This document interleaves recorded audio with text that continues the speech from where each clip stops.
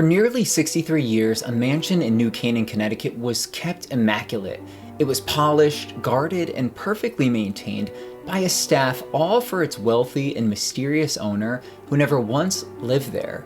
And when you learn about where she chose to live instead, you'll be shocked. But first, if you're a fan of history and exploration, please subscribe and turn on post notifications so you can see more of these style videos, as well as actual historic estate tours where we go on site and I share the backstories and histories of the homes and the people who once lived there.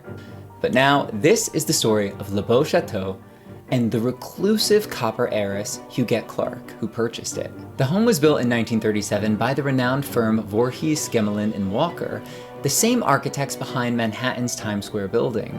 In the 1950s, Huguette Clark purchased the estate that spanned over 14,000 square feet, with 22 rooms, 9 bedrooms, and 11 fireplaces.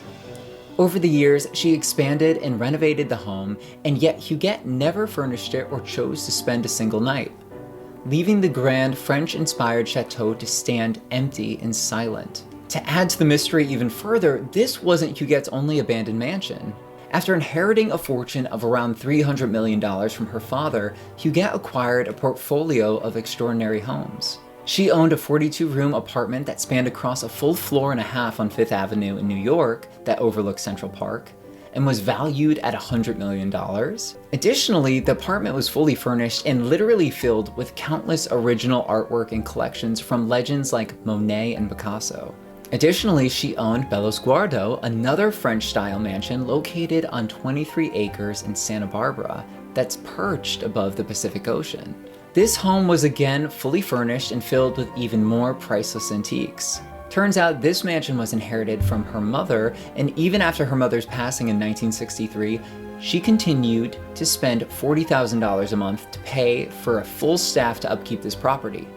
She told them, "Keep the home perfectly maintained and exactly as it is." When Huguette left the property in 1953, she never returned, leaving the estate untouched and frozen in time for decades. And finally, there's the New Canaan property in Connecticut. Yet despite owning all of this real estate that was dripping in luxury, Huguette chose to spend her final 20 years alive in a small, dark hospital room. It's speculated that Huguette only purchased the New Canaan country estate to act as a safe haven in the event that New York was under attack during the Cold War. Although we can only speculate on the reasons why she chose to remain locked away in a small hospital room when she had mansions at her disposal. For years, Huguette remained at Beth Israel Medical Center in Manhattan, not because she was gravely ill, but by choice. Despite initially being admitted and cured from skin cancer lesions, she chose to remain at the hospital and never returned to her mansions. Ultimately, she chose to spend around $7.3 million for her stay at the hospital. Why? That remains the haunting question here. Some say she was reclusive because of her immense wealth. After all, she remarked, money was a menace to happiness. Others believe that her lifelong fear of being kidnapped, fueled by her father's fortune, also kept her away from the public eye. Additionally, her childhood was scarred by tragedy. In 1919, her sister was only 16 when she died of meningitis, leaving Huguette terrified of illness. Later, after the Pearl Harbor attack in 1941, she reportedly suffered a breakdown. Then, in 1991, she developed the cancerous lesions that left her face disfigured, making it difficult for her to eat. Although doctors cured her cancer, Huguette seems to never have recovered her confidence. She wasn't photographed for more than 80 years, choosing solitude over society. And in that hospital room, far from her estates, she lived quietly until her death in 2011 at the age of 104. When Huguette passed, she left millions to philanthropic causes, but also to her attorney, accountant, and nurse.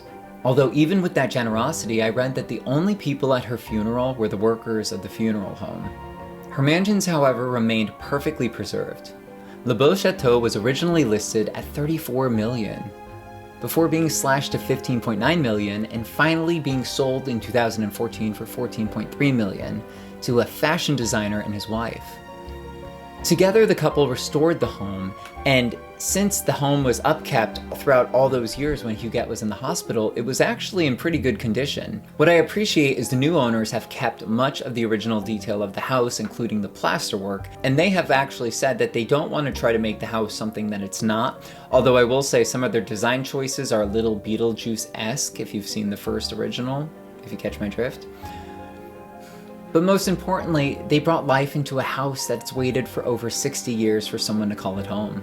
Although the most haunting chapter will always be the long empty interlude when the estate was cared for daily, its chandeliers dusted, its lawns trimmed, all for an heiress who would never arrive. The more I learned about Huguette Clark, the more I began to understand. Losing her sister at such a young age must have been devastating and planted a fear of illness in her head. And while she was born into a world of privilege, that privilege also came with shadows, making her a constant target for opportunistic people who saw her fortune before they saw her humanity. Also, I'm sure that history and cultural events only deepened those fears, pushing her further into a reclusive lifestyle. Then in 1991, when she was diagnosed with the skin cancer lesions, the treatment left her disfigured, so I imagine this must have affected her self-confidence, which is why she would have then wanted to be even more withdrawn from society. I imagine that from being so withdrawn, she was also very lonely. Perhaps that's why she surrounded herself with caretakers. Because even if she wasn't ready to face the world, she still felt safer knowing that people were nearby. In the end, her story reminds us that sometimes the most fascinating homes aren't the ones filled with people, but the ones that sit in perfect silence, waiting for a story to be told. Now, I want to share some fascinating facts with you about the house in New Canaan, as well as Huguette herself. The mansion had a walk-in Mosler safe so large that it filled an entire closet. So when she passed away and attorneys opened it, they expected to find treasures.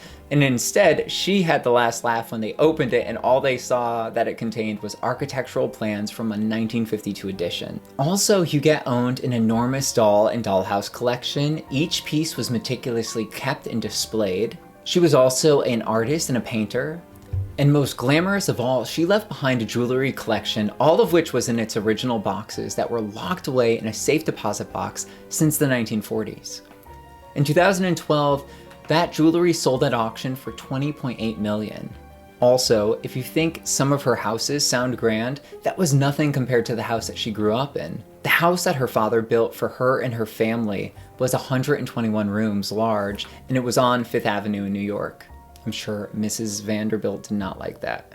Overall, it's safe to say that Huguette Clark was a very fascinating and mysterious woman, and if you're curious to learn more about her other properties, please let me know because I find this stuff so fascinating, especially since they were filled with priceless antiques and both of the other houses were just time capsules perfectly frozen in time with these super elaborate and beautiful pieces just waiting to be uncovered. Also, if you've enjoyed this video, please do me a favor and like and subscribe. It really does help the channel, and it also tells me that you like the kind of videos that I'm doing.